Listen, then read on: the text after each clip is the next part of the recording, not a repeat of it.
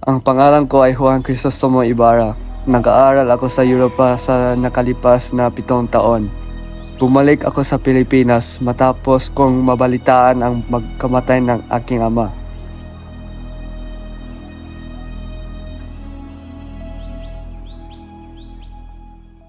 Maligayang pagbalik sa Pilipinas, Crisostomo.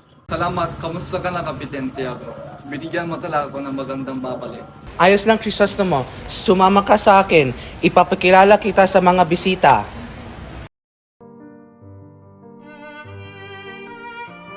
Ito mga walang utang na loob na Indyong to. Sa sobrang ginawa ko para sa San Diego, kakunti lang ang napapakita na paggalang sa akin. Hindi ko kaya nito kawalang ginawa ang mga Indyo. Wala nga pasmangmang mga Indyo. Mga papaya talaga sila. Manahimik kayo dalawa. Nasa tahanan tayo ng isang Indyo.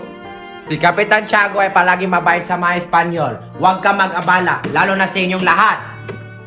Magandang hapon mga Ginoo. Ito ang anak ni Don Rafael, si Crisostomo Ibarra. Kamakailanman ay bumalik siya mula sa Europa. Magandang araw sa inyong lahat. At ito ay anak na magiting na si Don Rafael Ibarra, si Crisostomo. Oo nga po. Ikaw ba si Padre Damaso? Siguradong napakalapit na kaibigan ng tatay ko sa'yo. Oo, ako si Padre Damaso. Ngunit di ko kailanman naging kaibigan ng iyong ama. Karama. Patawarin mo ako sa pagkalito, Padre. Ayos lang yan. Kamusta ang iyong pag-aaral sa Europa? Ayos lang naman, Kapitan. Marami akong natutunan sa ibang bansa, ang mga tao, ang mga kultura. Ay napakasarap maranasan. Ha? Yan lang ba? Ilang taon ka na sa ibang bansa para matutunan ng sarili mo? Kahit isang bata ay matuto yan dito sa Pilipinas. Paumahin mga senyor. Ngunit kailangan ko umalis na yon. Salamat sa sinasalubong sa akin. Sandali lang, Crisostomo, darating na si Maria Clara. Pasensya na po, Kapitan. Pero marami akong dapat asikasuhin. Yung mga Indyo na yan, sobrang mayabang, walang respeto sa makasama nila.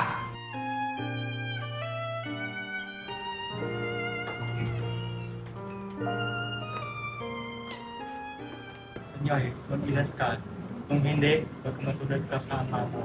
Mat, senyor. Pero anong ibig mo sabihin? Hindi mo ba alam kung anong nangyari? Nakulong ang tatay mo. Ang aking ama sa isang bilangguan. Di mo ba alam kung sino ang aking ama? Kanya Crisostomo, ang iyong ama ay si Don Rafael Ibarra. Tama ba? Kung ganyan, sigurado ako. Sige po, senyor. Naniniwala ako sa iyo na yan. Maaari mo ba sabihin sa akin kung paano siya napunta sa bilangguan? Mabang kwento yun, Don Crisostomo. Ngayon, tanganin mo ang kapitan. Pumahin, ngunit kailangan kung umalis na yun. Salamat po. Mag-ingat na po kayo.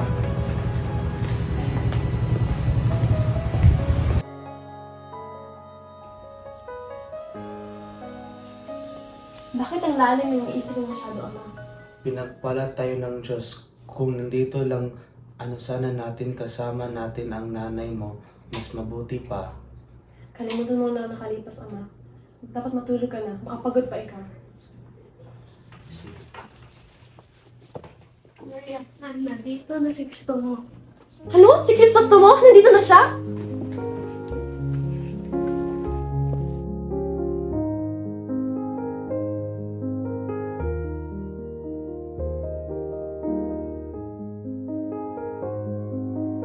Crisostomo, sa wakas nandito ka na. Nakalimutan mo na ba ako habang nag-aaral ka sa Europa? Paano kita makakalimutan? Kahit ilang oras na ang lumipas, inaisip pa rin kita, Maria Clara.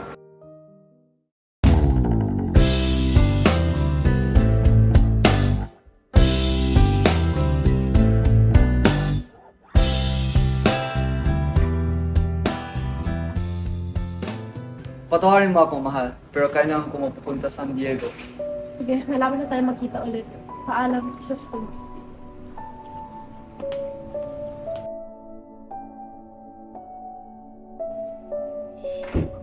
Tiago, halika dito. Kailangan tayo mag-usap. Bakit po, Padre? Ano tong narinig ko tungkol sa kasal ni na Maria Clara at Crisostomo Ibarra? Huwag mo sasabihin sa akin na magkasala sila dahil hindi na pa pwede mangyari yan! Ano totoo yan? Ikakasal na sila. Ano? Hindi pa pakasalan si Maria sa isang lalaki yon. Pero ang paghahanda ay ginawa na. Kalokohan! Hindi pwede mangyari ang kasal! Patay na si Don Rafael! Hindi pa pakasalan si Maria Clara kay Crisostomo Ibarra. Yan ang mukhay ko! Ito sa iyo, Santiago. Tandaan mo to. Sabihan mo sa kanila na huwag ituloy ang kasal dahil kapag hindi, umanda lahat kayo sa akin. Nakaintindihan ba tayo? Sige po, Padre. Sige na, pagsabihan mo naman yan.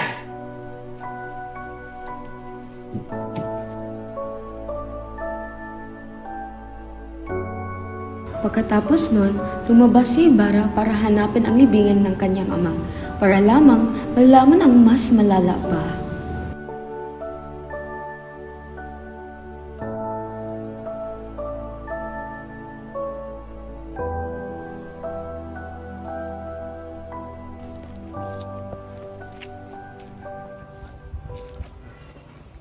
Nakita mo na ba yung libigan ni Don Rafael Ibarra? Isang Don Rafael Ibarra? Bakit?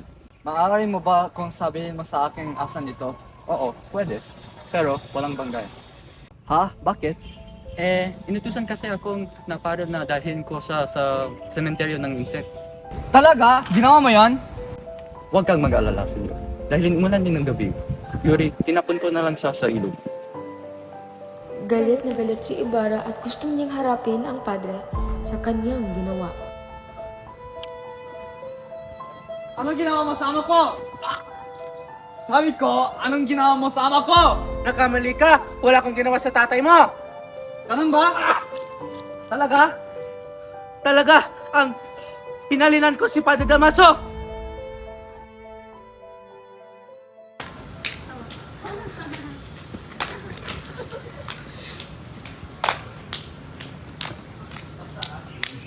Basilio, Crispin, nasa na ang mga bagay na nakaw mo sa akin? Ibalik mo sa akin na yan! Ang ibig mong sabihin, wala kaming ninakaw! Sinungaling!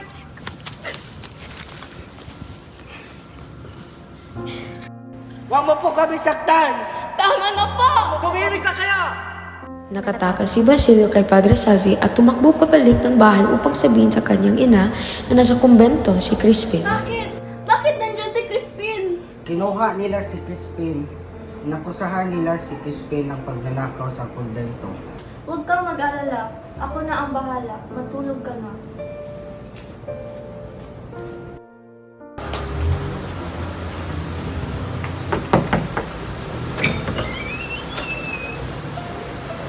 Ako dito para makita ang padre. Alam mo ba kung nasan siya? May sakit siya. Meron kailangan ka ba sa kanya? Gusto ko makita si Crispin. Alam mo ba kung nasan siya? Isa kang mabuting ina, ngunit wag mong hayaan maging katulad ng kanilang ama ang iyong mga anak. Ang mga anak ko ay hindi magnanakaw. Sabihin mo sa amin ang totoo o barilin kita. Ikaw ang ina na magnanakaw, hindi ba? Nasaan ang salapi na ninakaw ng inyong mga anak? Pero, Huwag kang gumarte. Na parang hindi mo alam, natakas ang isang anak mo. Bigyan mo ang salapi at pakakawalaan ka namin. ang aking mga anak ay hindi magnanakaw. Kahit hanapin mo ang buong bahay namin, wala kang makita. Ngayon, sumama ka sa amin.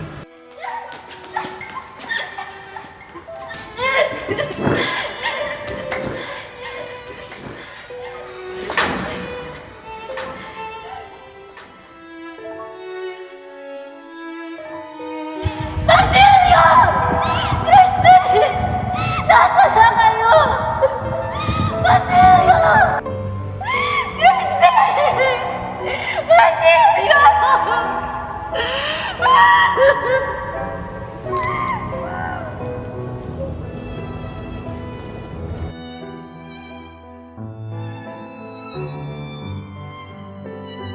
Tulong! Tulong po!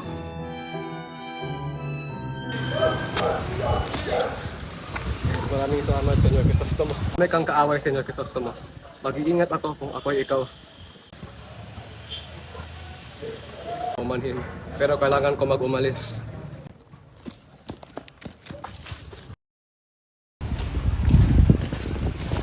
Isang takas ang nakita lang dito. Saan siya pumunta? Wala akong nakitang tao dumaan.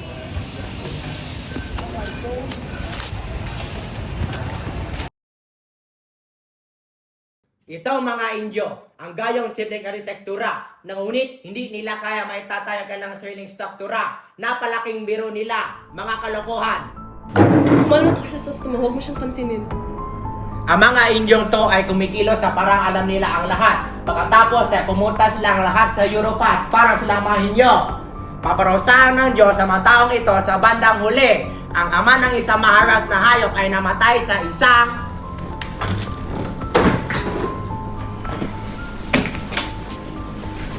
Huwag ka magsasalita ng masama tungkol sa ama ko! Sige, tuloy mo! Kapag ginawa mo yan, masamang tao ka na! Bakit ka umiyak mo yan? Tinagbawalan ako ni Ama na makita si Ibarra. Ano? Anong nangyari?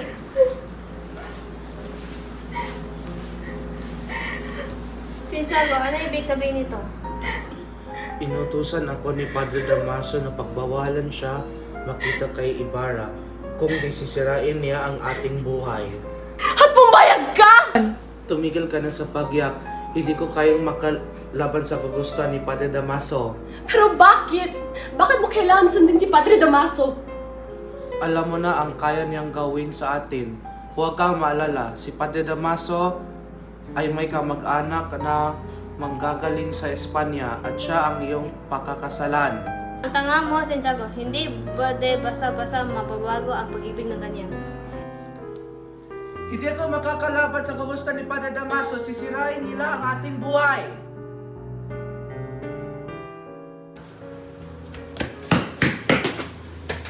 Elias, anong ginagawa mo dito? Nagtutuklas ako ng isang pagana para masangkot ka. Baka na? Sino gumawa? Walang oras pa rin tanong yan. Tunugin mo ano mga papel na maaaring magdulot sa iyong kasalanan at tumakas ka.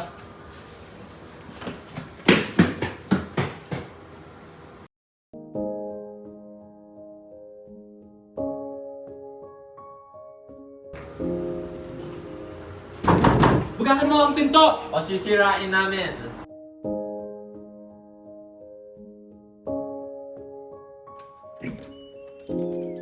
Sa ngalan ng Rey, ikaw ang aming bilanggo. Ano mang ginagawa ko?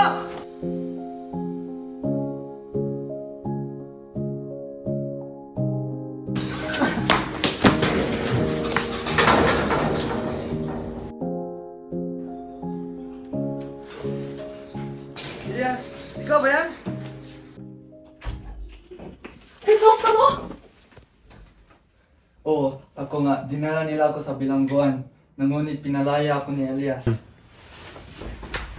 Crisostomo, may kailangan akong sabihin sa iyo.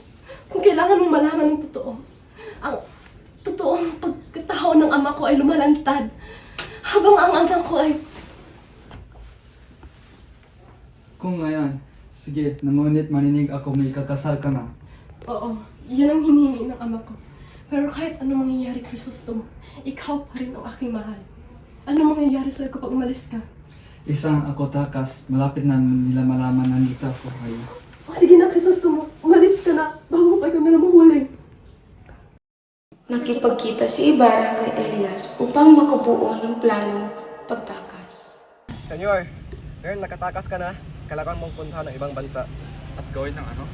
Doon ka titira. Ano pa? Ano na sila? Pinahanap na tayo. Takbo na! Elias! Elias! Iwan mo ako! Iwan! Patay na si Ibarra! Tara, tumakas na tayo!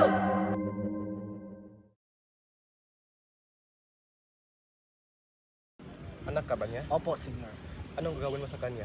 Ililibing ko siya kung tutulungan mo ako. Pagkatapos, maghukay ka rito at marami kang makikitang ginto. Ang lahat na ito ay maging sa iyo. Gamitin mo yon sa gusto mo. Ang kinabukasan ng Pilipinas ay nasa iyo. Opo, senyor.